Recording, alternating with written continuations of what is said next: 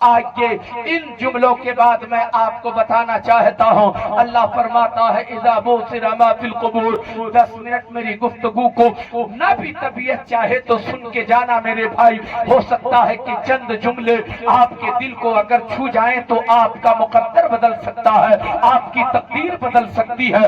اللہ فرماتا ہے اذا بوسر ما فی القبور وحصل ما فی الصدور، اللہ فرماتا ہے جب تم قبر سے اٹھائے جاؤ گے، مفہوم سمجھا رہا ہوں، ہمارا دنیا سے جانا ہوگا، ہمارا انتقال ہوگا، ہم اس دنیا سے رخصت ہوں گے، قبر کی منزل میں پہنچیں گے حضرات، ہمارا حساب و کتاب بھی ہوگا، ہم سے حساب بھی لیا جائے گا۔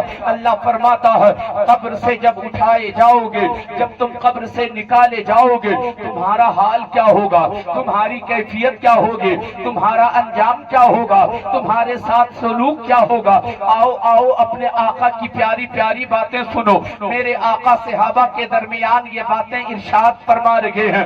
اللہ فرماتا ہے اذا بؤثر ما فی القبور، جب تم قبر سے نکالے جاؤ گے، جب تم قبر سے اٹھائے جاؤ گے، یہ کون فرما رہا ہے؟ اللہ فرما رہا ہے جب اٹھائے جاؤ گے۔ اب آقا کی بولی آگے والی ہے، آقا فرماتے ہیں جب اٹھائے جاؤ گے تو پھر کیا حال تمہارا ہوگا؟ اٹھائے جاؤ گے تو اس حال میں اٹھائے جاؤ گے کہ تیرے بدن پہ لباس نہیں ہوگا، تیرے بدن سے کفن چھین لیا جائے گا، تیرے بدن سے لباس اتار لیا جائے گا، تیرے بدن کے کپڑے اتار لیے جائیں گے۔ غور سے سنیے گا میرے ایک ایک جملے کو، یہ بات میں اپنی طرف سے نہیں کر رہا ہوں، پروردگار عالم فرما رہا ہے جب تم قبر سے اٹھائے جاؤ گے حضرات، ہم اٹھائے جائیں گے، ہم نکالے جائیں گے قبر سے۔ اللہ فرماتا ہے جب تم قبر سے اٹھائے جاؤ گے، جب کسی کی شادی ہوتی ہے، شادی کے موقع سے دولہے کو پڑھایا جاتا ہے کلمہ، اور ان سے یہ بھی کہا جاتا ہے کہو میں نے ایمان لایا اللہ پر، کہو میں نے ایمان لایا اللہ کے نبیوں پر، رسولوں پر، کہو میں نے ایمان لایا اللہ کی نازل کی ہوئی کتابوں پر اور اس کے فرشتوں پر، اور یہ بھی کہو میں ایمان لاتا ہوں اس دن پر، قیامت پر، جس دن قبر سے ہم اٹھائے جائیں گے۔ زندہ کر کے اٹھائے جانے پر ایمان لایا، زندہ کر کے اٹھائے جانے پر حضرات یہ کوئی بنی بنائی بات نہیں ہے۔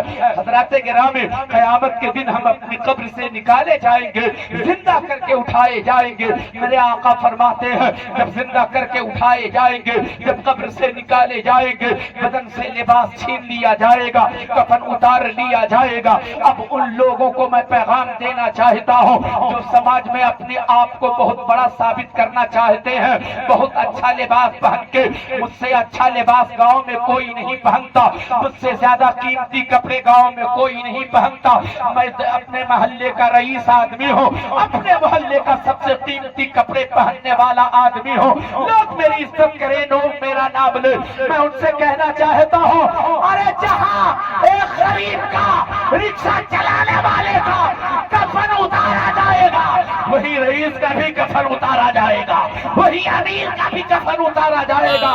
پھر تیرے میں اور قریب میں فرق کیا رہا؟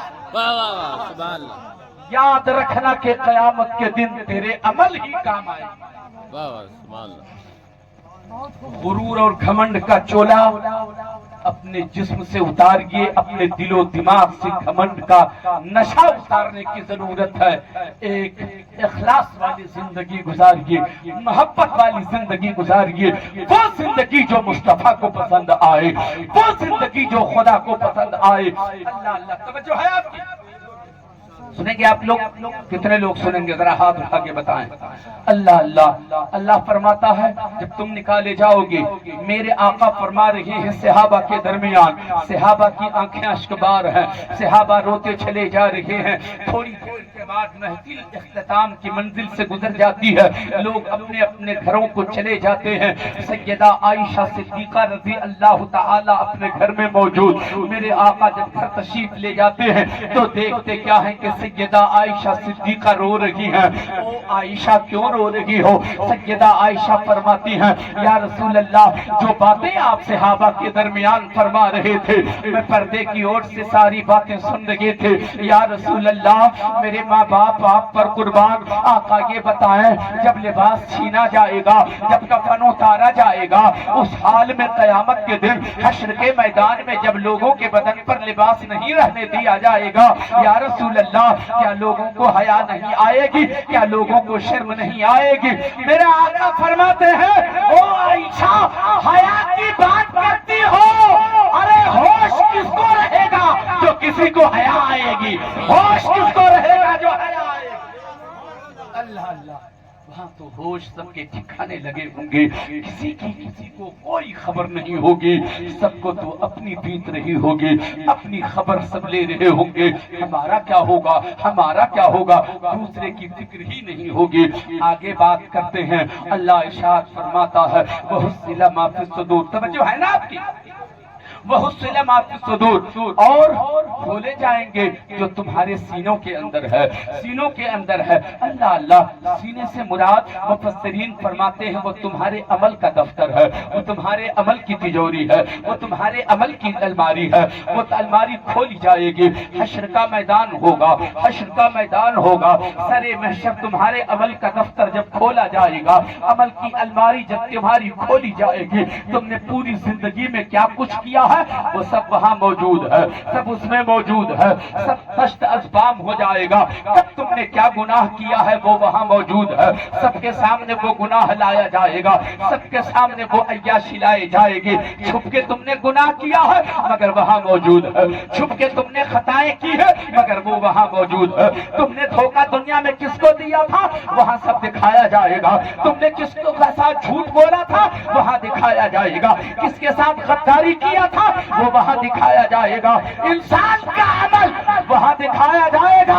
اب سرے میں شر آج تو چھپ چھپ کے گناہ کرتے ہو، جب حشر کا میدان ہوگا وہاں تو لوگوں کو گن بھی نہ سکو گے، اتنے لوگ تمہارے گناہ دیکھ رہے ہوں گے۔ بولو رسوائی ہوگی کہ نہیں ہوگی؟ بولو رسوائی ہوگی کہ نہیں؟ بولو ذلیل ہوگے کہ نہیں؟ بولو رسوا ہوگے کہ نہیں؟ بولو بے عزت ہوگے کہ نہیں؟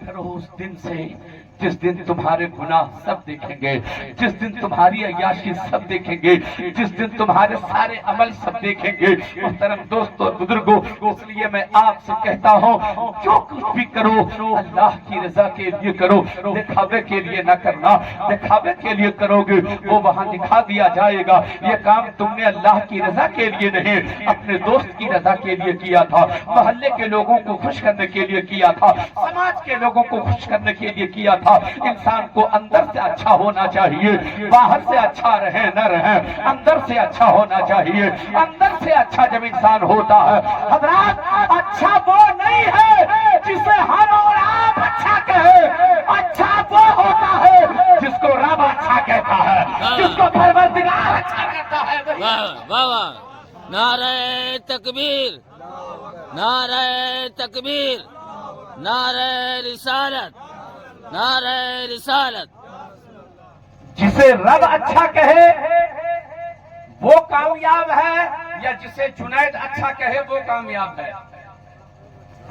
رب جسے اچھا کہے وہ کامیاب ہے، اور رب اسے اچھا کہتا ہے جو اندر سے اچھا ہوتا ہے، جو اندر کا اچھا ہوتا ہے۔